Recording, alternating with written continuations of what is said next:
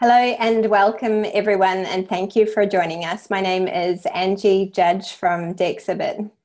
Unprecedented is a word that we've heard a lot lately. It seems to echo in my head every time I read the news or listen to the latest government update, but it is the only word that feels appropriate to use at the moment.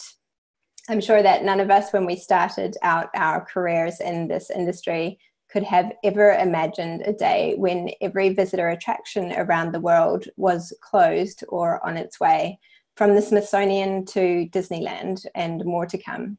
And closing our doors, I'm sure, is a moment that requires a big breath in to muster the strength that it will take to lead our teams in the coming weeks and months ahead. I want to acknowledge this global industry community, that we have people with us on this call, especially from countries like Spain and Italy, who are dealing with utterly tragic personal circumstance, and our hearts are breaking for you. And we have people from across America whose experience will be very different depending on what state you're in, and people from countries where perhaps life is still operating mostly as normal, and we're trying to help our teams come to terms with what lies ahead. Unprecedented is also a word that feels appropriate together here and now, because we are joined today by over 1,000 visitor attractions of all shapes and sizes from around the world. And I'm sure I'm not the only one here who feels the strength in numbers, that we're coming together to face this crisis as one. We hope today is the start of a community that comes together to get through, where we can share ideas and fears, strategies and tactics, pain and hope for the future. I want to extend my deepest thanks to AAM, to IAAPA and Blooloop, who have come together in this unique partnership to help make today possible. We have Charles Reid, the Managing Director at Blooloop, who will give us a situation report. Susie Storey, Director of Global Communications at IAAPA, who will share their experience the past months in Asia. And Lott, Chief Executive of AAM, who will provide us with a lens for which to think about the future. And from Dexibit, Pip, Gilbert and I will provide a framework for navigating the decisions we all have to make in the days, weeks and months ahead. There will be time for questions at the end of today's session. Please use the Q&A facility in the webinar to submit yours, and we will be providing both a copy and a recording of the webinar after the session concludes, with the slides, along with an industry survey to share where we're all at and some additional resources. And with that, I'll hand over to Charles to provide us all with an update. Hello, everyone. I hope everyone can hear me. I'm Charles Reid. I run a company called Blooloop. We're a media company providing news for people in the visitor attractions business. We're based down here in Devon in the West Country in England, where it's wet and cold, and everyone is self-isolating right now. Briefly, I'm just going to run through a summary of where we're at globally with the coronavirus right now. I'll look at some of the countries around the world which are showing best practice and from which we can learn, and perhaps give an idea about what's coming down the line. As you all know, the numbers are growing absolutely rapidly. When I first looked at this presentation the other day, it was 30,000 less than it is now. I think they've doubled in the last week, or doubling every 5 days. And as the World Health Organization says, their emphasis is just test, test, test. And they're asking other countries around the world to follow the lead of China and South Korea, because what they're doing with their actions is showing that the pandemic is controllable. Recently, the caseload outside China has taken over China. And it's actually showing a far more exponential curve outside of China than the original Wuhan experience. Notable that Singapore, Italy and South Korea are showing that test, test, test is indeed the key. In terms of visitor attractions, anecdotal evidence is showing that the impact in February was 5% visitors down, 20% down in the first week of March, and then around 50% down in the week commencing the 9th. A lot of venues reported 85% down on the last day before they closed. So it really is extremely trying times for everyone in the industry. So what I'm going to do now is just look through a few of the key countries, what's happening around the world, give you an idea of best practice and some examples of countries that are doing really well in terms of coping with the virus. First of all, South Korea, I mentioned South Korea. They've been following a few simple rules from the start. I've got a fantastic graph here, which I'm not familiar enough with Zoom to know how to put on there, so I'll hold it up here so we can see it.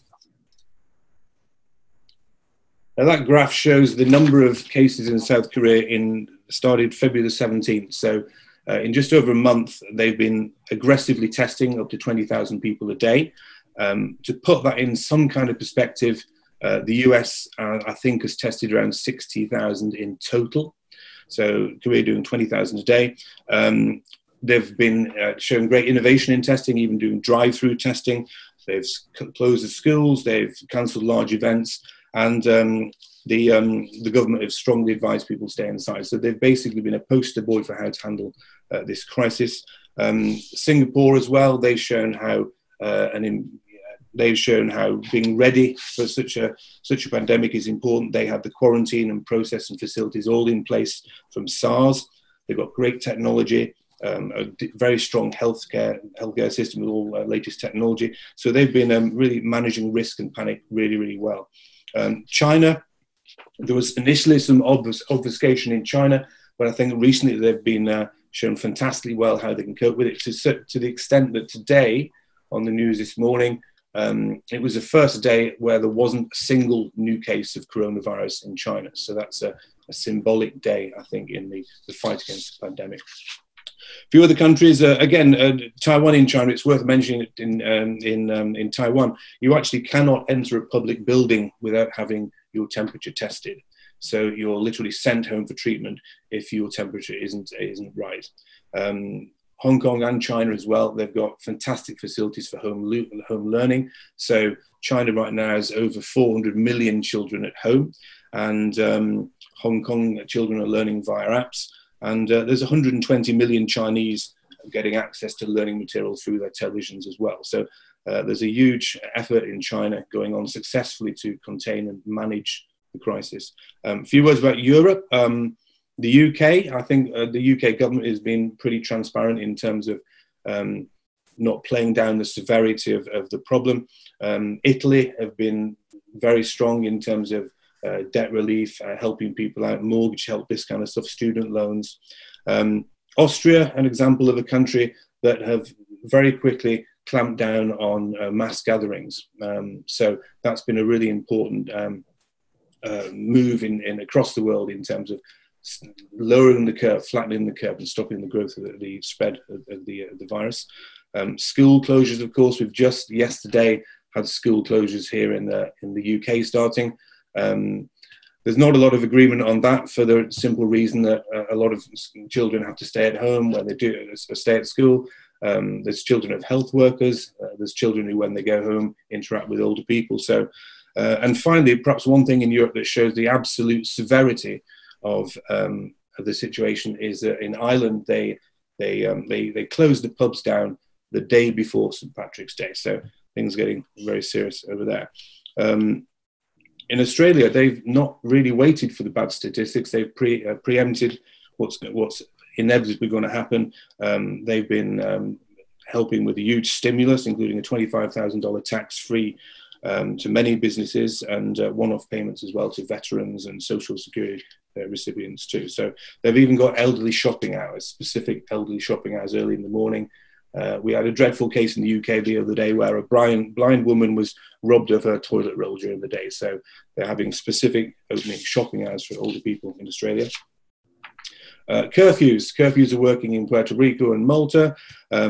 Corporate solutions worth mentioning. Louis Vuitton has stopped making its cosmetics for a while. Is making hand sanitizer. That kind of thing's got to be applauded.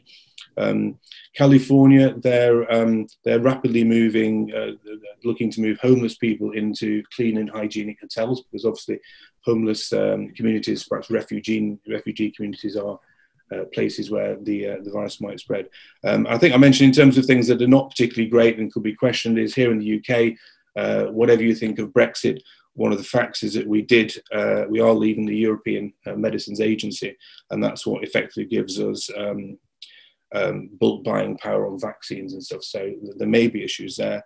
And in the US, the current administration basically got rid of the White House pandemic response team a couple of years ago. So the significance of that is obviously still being learned.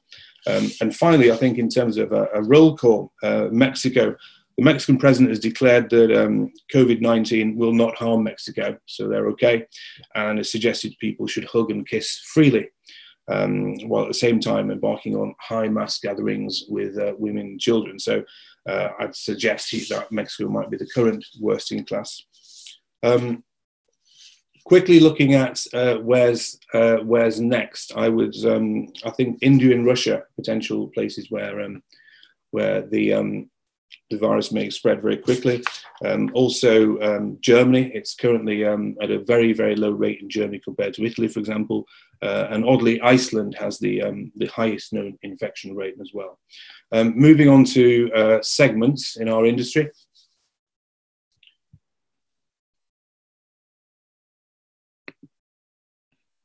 Yeah, so we have different kinds of visitor attractions, and you're going to hear from obviously Susan and Laura about museums and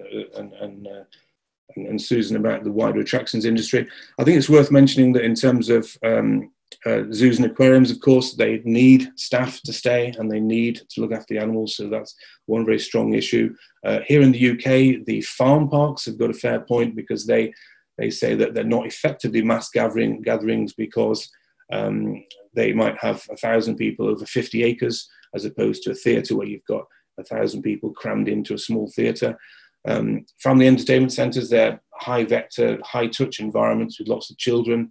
So they're potentially an area of risk. Water parks, there's unknowns involved, water transmission. There's so many unknowns in the industry right now. It's tough to understand entirely what's happening.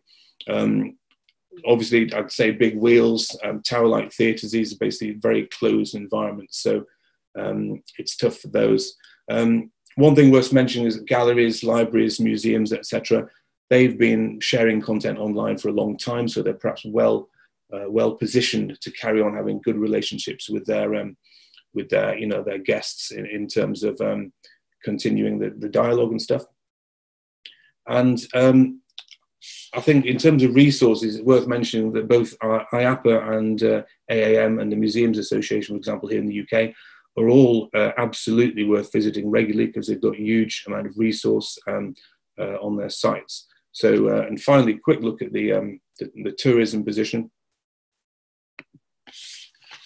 In terms of tourism, I think these are some assessments from the World Travel and Tourism Council. I suspect they're probably a little optimistic. And they reckon a 25% market shrink this year. Well, if we're looking at perhaps 2 or 3 months with no airline travel, that could be on the positive side. It's interesting online. The traffic to every website around the world is going down, apart from pharma, health, and the biggest loss in traffic, of course, is to travel industry websites too. In terms of optimism in the way ahead, I think we should really just look at South Korea and China. They show that quick draconian action can be game-changing. And just this last week, 180 museums in China have reopened, and they're guardedly letting people move around much more often. So I think that's there is cause for optimism. It's just going to be a tough few months that we're all in it together.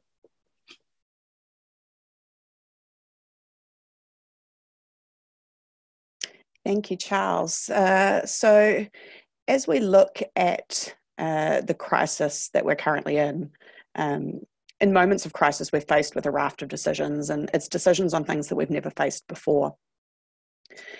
There's so much uncertainty, and it's often hard to know what to do next, to see our way through and then come out the other side.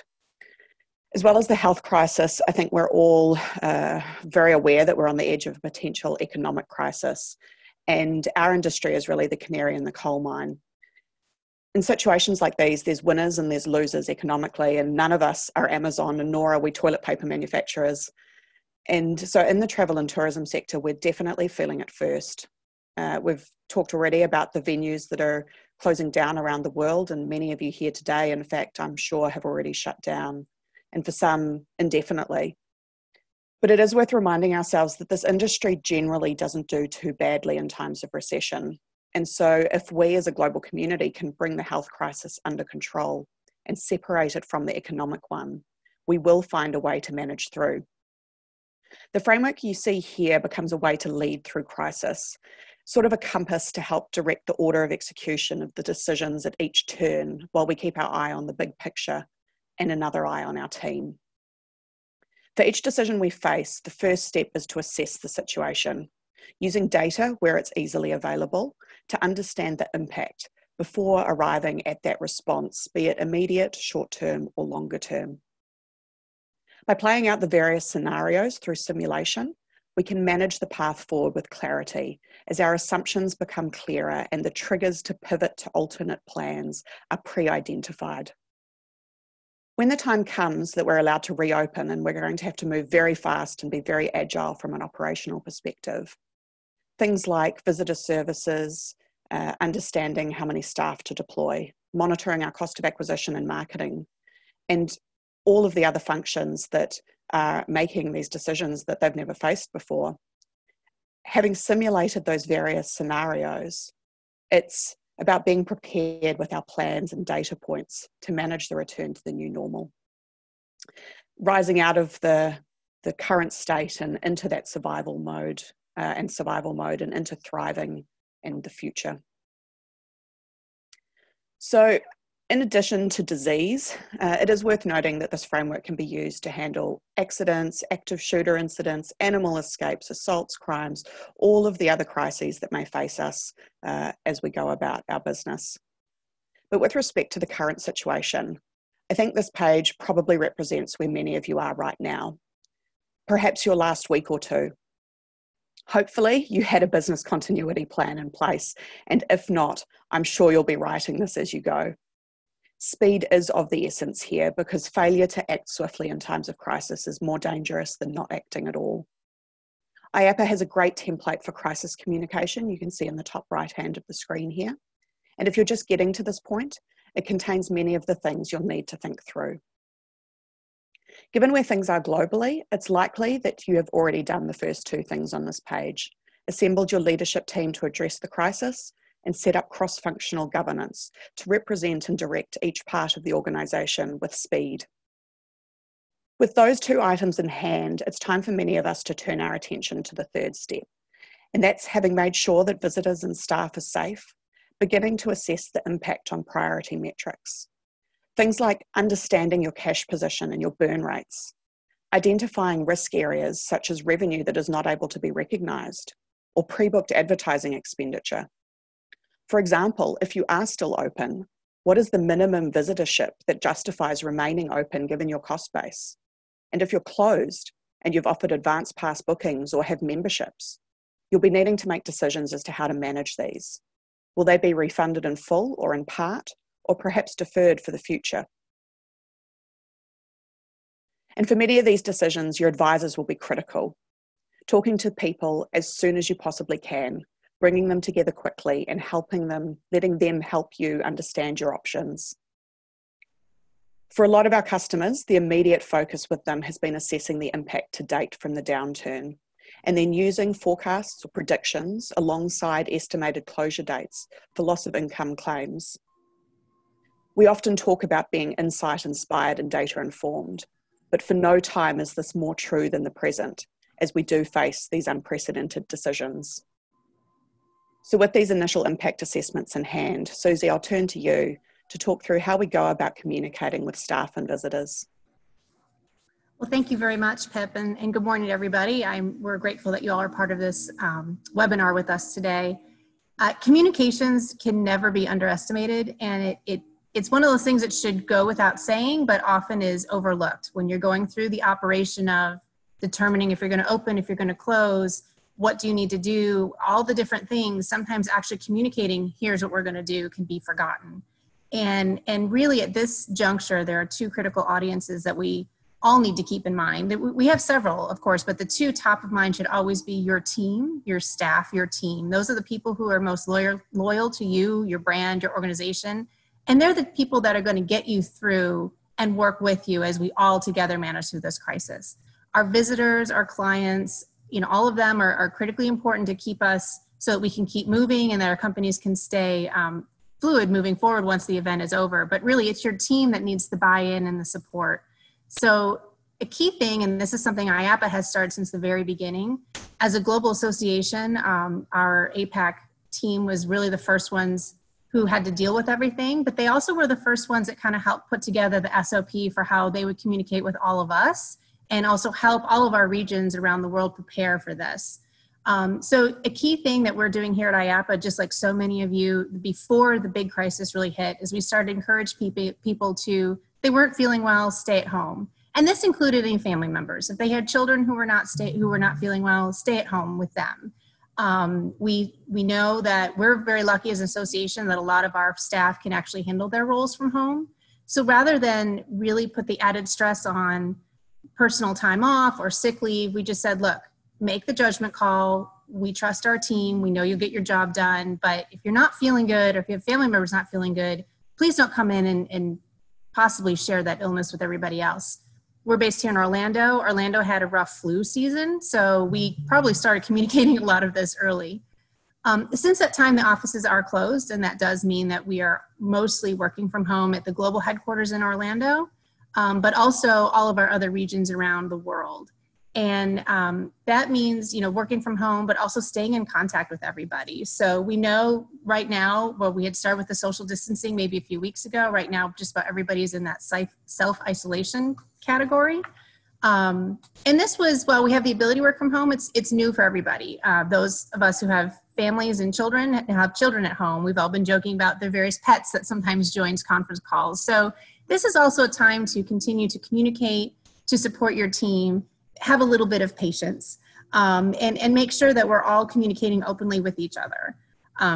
As an association, it's also been very critical and important that we assure all of our members, many of you who are on this call, but our members around the world, that we are here for them and we are working on their behalf. As I stated, we started this early on with our team in the Asia Pacific and began openly communicating with messages on our website saying, we're dealing with this situation, but many of our teams are working at home, so communication response might be delayed, but we are still here. We had the benefit of knowing, too, what was happening and what had been done in Asia. So I think as we here at the global offices really started to look at what we would do in the North America region, in the European region, and in our Latin American regions, we kind of had an idea of how to prepare for these work policy changes and begin to prepare and be ready for them. So we've started utilizing more of Microsoft Teams. We're having more conference calls and emails, and frankly, too, work aside, personal touch bases with everybody. Just how are you doing? How is it working at home? Are you hanging in there? At this point, with working at home and social isolation, we cannot underestimate and we cannot devalue the importance of connection. Frankly, that is a key part for IAAPA all the time, and now more than ever, we still need to remain connected to our team members, to our members, and to each other. And as a member-driven organization, while we continue to work, and we're lucky that we have teams who are able to work from home, we want you all to know, too, that we are continuing to serve our members from these homes. From a workforce management standpoint, again, I can't say it enough, we know that communication is key, and we are trying constantly to keep on top of what's happening from a status standpoint. We created a dedicated resource page on our website so that our members could have quick access to information from the World Health Organization, from the CDC, but also from areas in their region.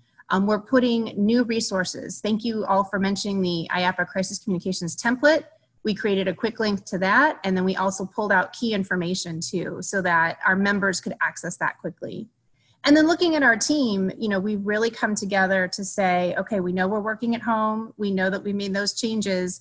What can we do, and how can we make sure that there's a smooth transition? When we made the decision to close the offices, we let everybody know that they would be open, frankly, this past Monday until noon. And that allowed team members to come in and see if they needed to pick up anything from their offices, if they wanted to bring home that extra monitor. Sometimes we get so used to having multiple monitors at work, it might be hard to adjust into a laptop at home. but really helping to provide all those details. And that's what we're continuing to do, is help support our members as best as we can.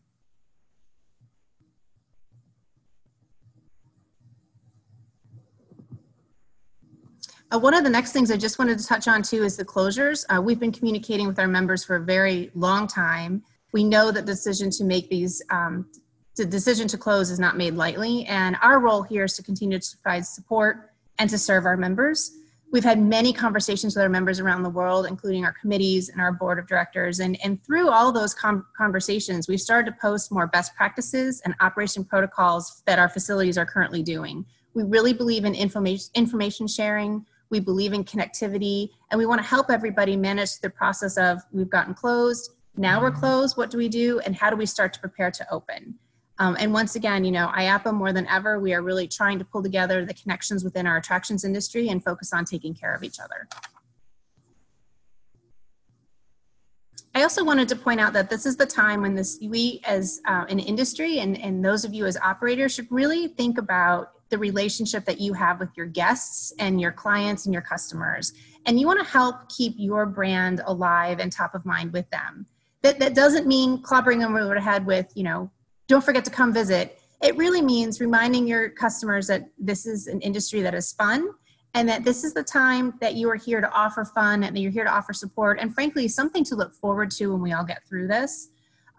One of the things I think is so amazing is how our members are engaging with their guests through social media channels. I don't know if all of you have seen the recent example from the Shed Aquarium, but they let their penguins wander through, and that video has gone viral, and you can't help but smile watching penguins see something they can't normally do. So the more you can think about how your brand can engage with your customers through the internet, through social media, through webcams or Facebook Lives, providing educational content for all those children that are sitting at home right now and are not in school, and that you don't want them just blindly watching YouTube. Anything that you can do to help keep your message alive, but it also helps lead and think about cash flow for your company. Maybe you can have a soft message in there too about, hey, now is the time to think about buying a gift card or gift certificate online. This is something that you can do to help your guests think about having a future visit, but it also will help your company have money in hand now, so you can continue to pay your employees, and you can continue to pay your bills and move forward. This is not about being tone deaf and being strong with tons of advertising messages, but it's about shifting focuses and reminding your consumer about your brand and the relationship that you have with them, so that when we all come out on the other side of this situation together, they'll really look forward and think about coming to see you guys. So I think at this point, I'm going to hand it back over to Angie and Laura. Great, I'll take it. As we all struggle to get our heads around what the pandemic and the recovery will look like for ourselves and our institutions, it feels like there's an endless number of scenarios to explore, to figure out, and it gets overwhelming, right, to try to play them all out and to develop meaningful action steps that we can take. So one of the tools that futurists and strategists alike use is scenario planning. AAM Center for the Future of Museums has been training museums on scenario planning for years. In fact, our 2018 Trends Watch issue, which I'll just hold up here, was all about scenario planning. You can find that on our website and use it for both this and other planning exercises you might be going through. And Elizabeth Merritt, the founding director of the Center for the Future of Museums, published a blog post on our website last week specifically about scenarios to plan and address this, what futurists call disruptive event. And I'm pulling a lot of information here from what Elizabeth has said and preaches. Scenarios are basically stories. Imagine futures based on trends. By creating several stories about how things might play out, you can begin to identify how you might respond or adapt to different circumstances.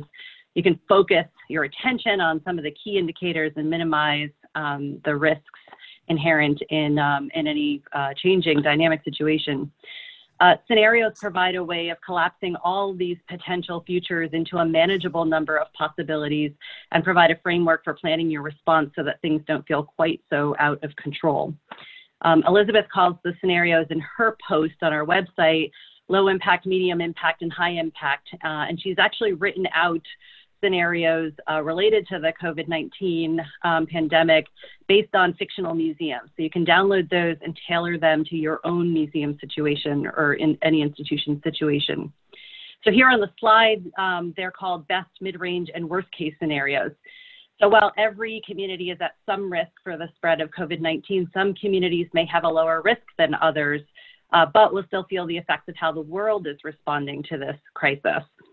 In the low impact or best case scenario, there might be a relatively quick return to normal visitation and spending. That might be I know there's a question around how long we think this will last. I think it's really dependent by geography and really unknown at this point. You know, there was an article in the New York Times yesterday saying that the Met in particular is planning on it continuing through July. And when I say it, I think that's also an interesting question, because we know that there will be a point at which many of our institutions can reopen, but maybe won't return to normal visitation for a while. And that might be more of the medium mid-range impact scenario, where an institution is either at elevated risk for a direct impact of the virus spread, and perhaps extended closures, lower visitation, and little to no growth for, you know, perhaps months. And then in the high impact or worst case scenario, we may be looking at government mandated closures, as we're seeing in the States right now, perhaps going on for months, with low or no visitation for an extended period, and perhaps many months or even years of slowdown in tourism, in fundraising, and other sources of revenue. So once you have these scenarios crafted to figure out which one is most likely, there are data and trends that you can monitor to see where it seems to be headed for your institution. And I'll turn it over to Angie to cover some of those. Thanks, Laura. So when it comes to scenario planning to make some of these heavy decisions behind this around particularly finance and staffing, we suggest planning for the worst, hoping for the best, and then monitoring how things are rapidly unfolding to see somewhere where we land in between. Governments and markets, business and consumer confidence have been favoring pessimism over optimism, and it does feel appropriate given that there's so many unknowns right now.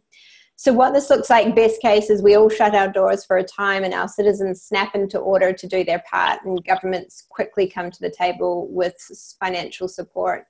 Scenario one here requires rapid and absolute control, which is closest to what China achieved. The economic impact will be significant for us for a quarter, and then start to reopen the next, and maybe take a few more to regain if we're lucky with some pent-up demand. And so we all need to watch China's experience in the next few weeks to tell us if this is possible.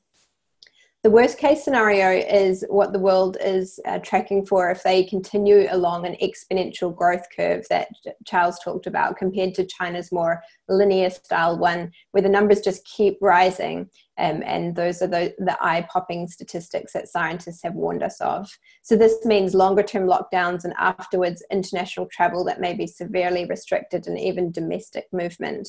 So we may be able to open, as Laura mentioned, but very cautiously. And this scenario will come with recession impacts. Along the bottom of the slide here, you can see all the sorts of unknowns to monitor as this situation progresses, like how far away the vaccine is, if people get infected more than once, does the summer hemisphere help? How long does government shutdowns last? And how many transportation companies are renationalized, and other government support packages? So Laura, can we talk through very briefly how this looks for visitation impacts? You're muted. There we are. Sure. So with this pandemic, there seem to be a few segments of visitors that are really impacted, which create both threats and opportunities if we can adapt. Of course, I know here in the States, with our school year coming to an end in a few months, we think the school closures will likely result in cancellations from school groups for the rest of this school year, and perhaps next year until there's a vaccine and large-scale immunity across the population. Older demographics, of course, right now are being reported as most vulnerable to the virus, and so they're staying home and may for a longer time. And of course, this, like many crises, has a tendency to disproportionately impact low socioeconomic audiences in negative ways. And so I just ask us to ask ourselves whether there are opportunities to serve that group and all of these groups in new or additional ways. And of course, the impact of all the ways that we receive tourists on the next slide, through group bookings, through cruise passengers, which of course we expect to be slowed for several, maybe up to several years. And then just tourists generally. When will folks start traveling again? We'll have to wait to see, but we'll have a negative impact on our visitorships in at least the short term. Angie. Thanks, Laura. So as Pip mentioned, what we want to do is plan for all of these sorts of scenarios, and for Dexibit customers, we'll be doing this together in the next couple of weeks so that we can make decisions in advance of when we're in the thick of it, and to set up and monitor data points, to have a playbook and be able to react very quickly in an agile fashion to what's happening when the time comes to reopen. So it's unlikely that reopening will be a binary event. More likely is that it will come with government restrictions over public places. So that might be opening hours or days limited, capacities capped. As Laura mentioned, maybe older populations out in public, maybe schools aren't allowed to venture out for visits, maybe cruise liners aren't back for a year or more. So beyond identifying these future scenarios is the task of working out what factors we're dealing with, what impacts they have, what data we can use to imagine and monitor them, and seeing what different modes of operation are going to look like for us with different combinations of these sorts of factors in play, and allowing us to project financial situations and the resulting decisions for things like workforce. So underpinning this is what we need to throw out from our business model assumptions. For example, member conversion rates will be probably drastically different. Maybe average revenue drops because we're not allowed to open food and beverage. Maybe channel partners like ticket resellers or city pass operators may be gone. So we need to list all the assumptions that make our visitor attractions tick, and then include this data in our models and monitors, because it will change. So you may want to look back to your data from 01 or 08 to help with that. So based on that first order of decision set that Pip talked about, we need to understand the impact to date, the projected impact of the closure through to April, May or more, and then what we need to do to get through. And then beyond that, we need to have all these decisions up our sleeves and be ready to roll. So based on those scenarios, those features, those assumptions, these simulations will underpin the trigger for those actions when we get there of how we operate.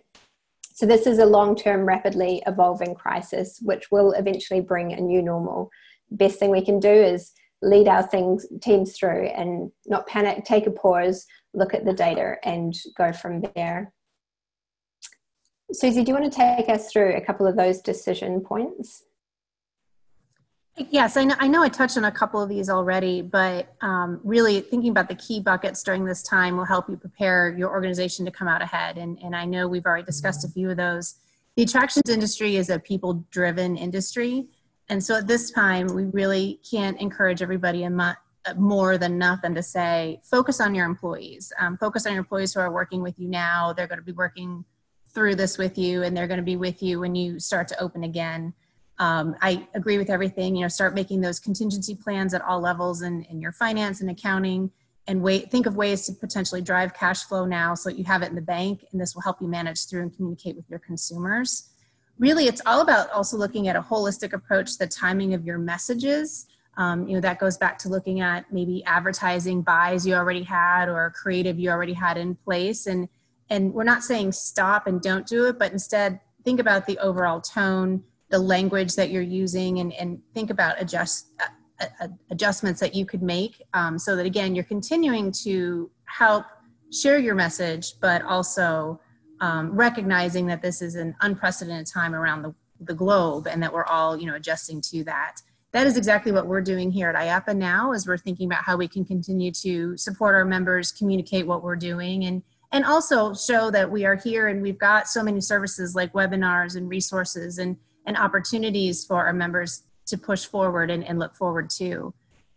When we were planning for this webinar and we looked at the slide, I can't stress enough how important communications is. It's really, communicate it once, tell everybody what you're communicating and communicating again.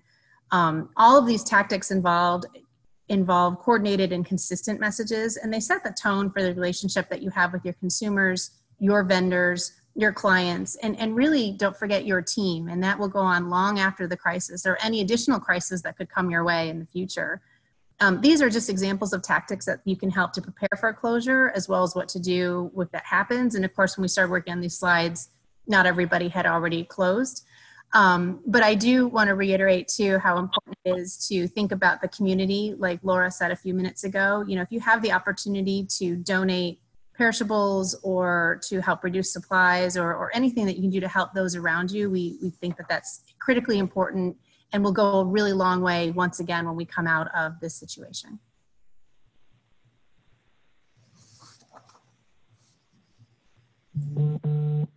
So I'll jump in here and talk about some of the stimulus activity and advocacy work that we in the museum field are pursuing. For several weeks, IAAPA has been working to ensure that legislators here in the states understand that museums and zoos and aquaria and botanic gardens and science centers and all of the ways that we define museums, to understand that those institutions are businesses. Many are small businesses. And like restaurants and shops and other parts of our economy, the sudden closures that have been occurring have already had severe impacts on museums and on the people that work in museums. Museums are a $50 billion part of the US GDP annually. We employ 726,000 people. We generate $12 billion in tax revenue annually. And we're making the case to legislators that we cannot be left out of any stimulus or economic relief efforts that the government is initiating. So our advocacy alert from last week, which you can find on our website, generated over 4,300 letters and counting from advocates across the country who have been telling their legislators how they're already being impacted.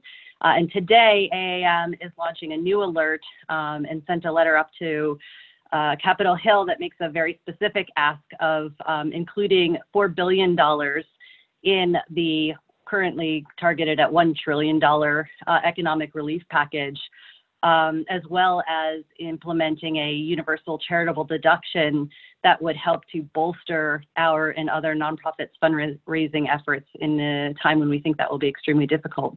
So please visit our website to send a letter from your institution, any museum, nonprofit, travel, institution that's impacted by this. I think our legislators need to hear from us.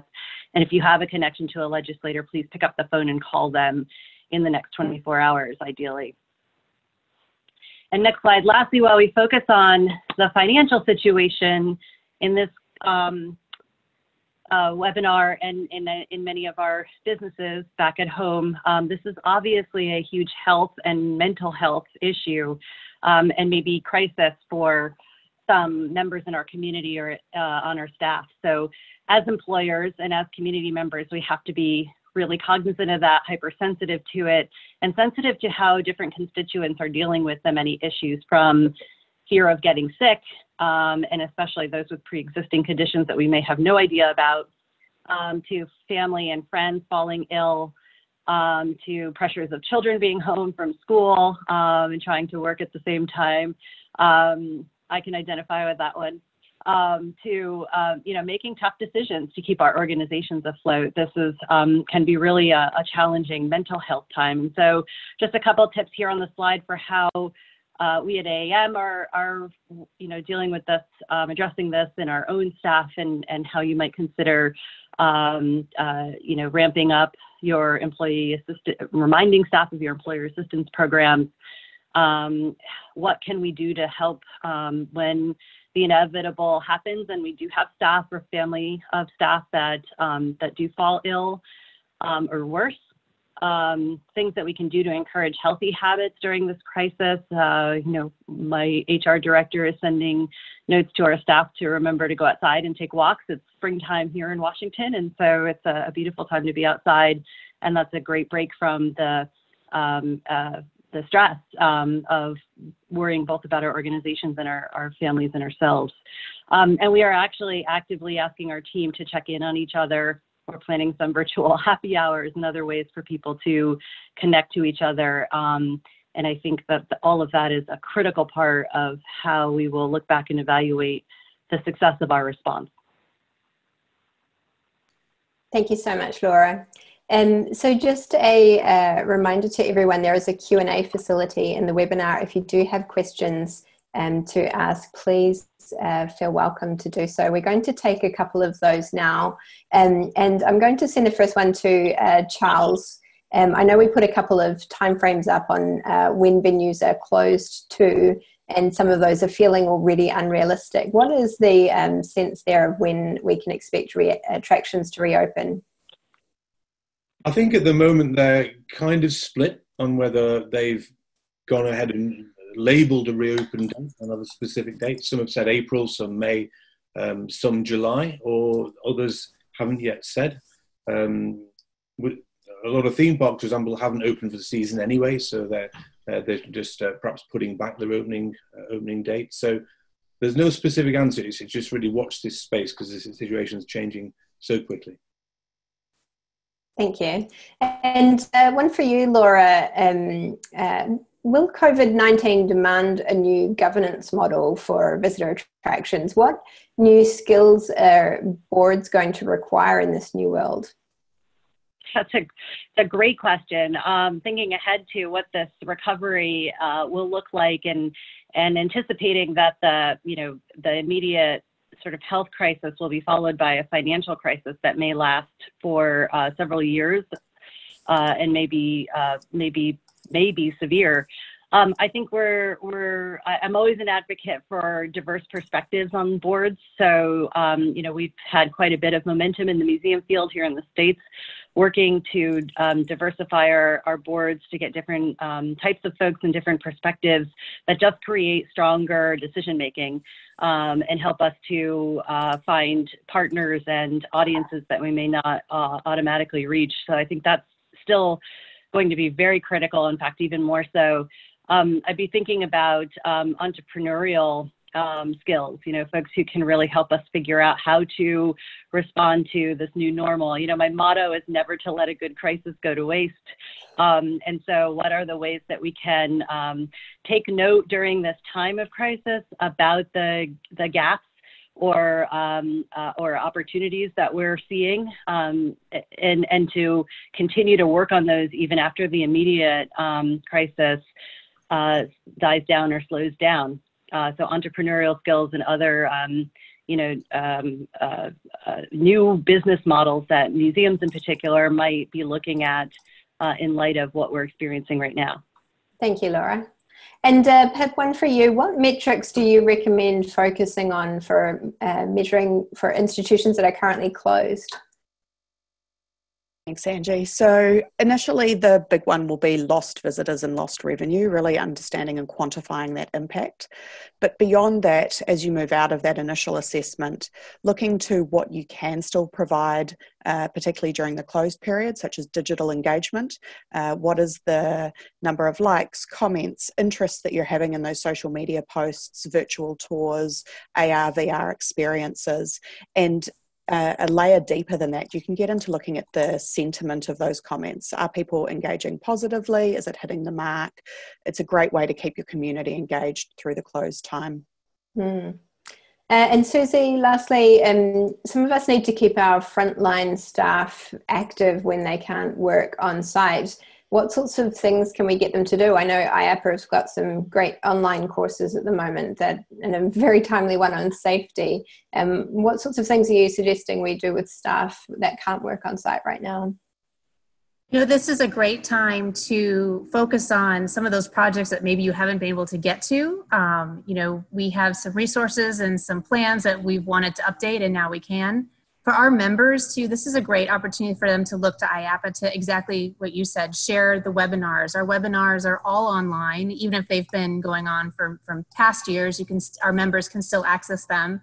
IAAPA webinars are complimentary to members. Any employee who is an employee of one of our members has access to those items too. So If you have questions on how to access them, just go to our website at IAAPA.org and we can tell people how to log in. But this is a great time to encourage more people to learn from each other, to take part in the webinars, download research reports, understand how things have been in the past, and really invest in some of that learning that is something we can't always do when we're doing our regular day-to-day operation. Thank you very much, Susie. Wonderful. So following today, what we'll be doing is distributing slides and then a recording and a survey to share information on what actions we're taking and more resources, and providing opportunities for this group to reconvene again. And we do have time for a couple of more questions, so do keep those coming in both on Twitter and Q&A. I know we're monitoring both of those. So there is a facility in this webinar for you to ask questions there. Laura, I've got one coming in here. I know the American Alliance conference is coming up in May, and this is a tricky time to be able to be planning for the future. Can you offer us some guidance on what to expect there? So the AAM annual meeting and Museum Expo is still planned to proceed as planned in San Francisco, May 17th through 20th. Of course, we're monitoring all of the guidance from the San Francisco Health Department and the CDC, both of which have issued prohibitions and recommendations on the CDC's front to cancel things before May 9th. We're waiting to see if those get extended. We are also surveying our registered attendees and exhibitors to see what their plans are at this point. I know many museums have implemented travel restrictions and other things that might preclude folks who are planning to come. And so I urge you to please look for that survey in your email and respond to it so that we can have the data to make decisions shortly. Thank you. And Pip, I know everybody's thinking about when we're closed, there's no money coming in the door. What are some of the methods for anticipating losses in earned or unearned revenue? Thanks, Angie. So if you have forecasting in place, that's a great place to start, because you can start with that baseline of what you expected to see and look at the gap from that if the closure persists, or model a ramp-up period post-opening. Another way is to look to your 2008 data from the global financial crisis. It's probably the closest we have to a depression in economic activity. It's by no means comparable, but it may give you an indication of how quickly people started returning to attractions in that space. And if you weren't open in 2008, it's even more difficult to model that. But beginning with your what you expected to see, and then playing out those scenarios that we've talked about, will give you a good standing start there. Thank you. I know we've seen a few questions coming in on how to do scenario simulation. We will be providing more information and resources, potentially more sessions like these to dive into that in detail, starting to look at how those factors are coming through as the situation unfolds. So following today, we will be distributing slides, recording a survey, and more resources like that, with other opportunities to reconvene again, including diving deep into the scenario simulation. This is where all of our attention needs to be focused from here while we're closed. So I want to say a big thank you to everyone for joining us today, and to our speakers for taking us through this in a time when I know that we are all dealing with the effects of this for our team and our customers too. And you can probably tell from my accent that I'm from New Zealand. We have a saying here which we use with each other when we're facing tough times that require immense courage. It is kia kaha, and it means stand strong. We use it as a rallying cry, and that is what we want to leave you with here today. So go well, stay safe, and we will see you again soon. Thank you for joining.